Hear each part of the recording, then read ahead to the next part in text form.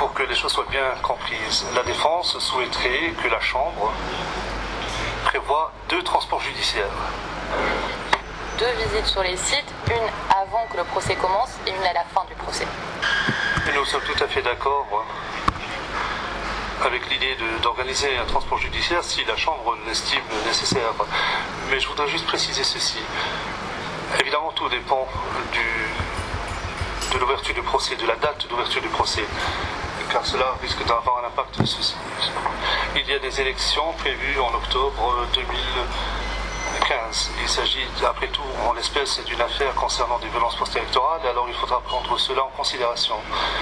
Nous pensons qu'il serait peut-être approprié de commencer d'abord le procès, après quoi la Chambre pourra apprécier la situation à l'audition des témoins.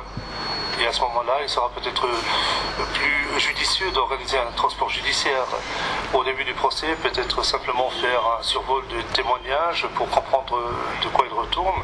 Ainsi, la Chambre se fera une idée de la situation au pays.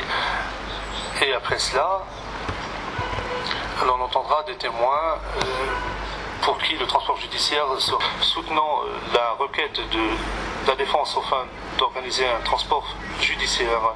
Cela étant, nous serions favorables à un transport qui interviendrait après le début de la présentation des moyens de l'accusation, comme l'a dit M. McDonald. Rappelez-vous qu'il y aura des élections qui auront lieu en octobre de l'année prochaine, mais nous sommes favorables à un tel transport judiciaire parce qu'il est important que les victimes voient la Chambre en Côte d'Ivoire.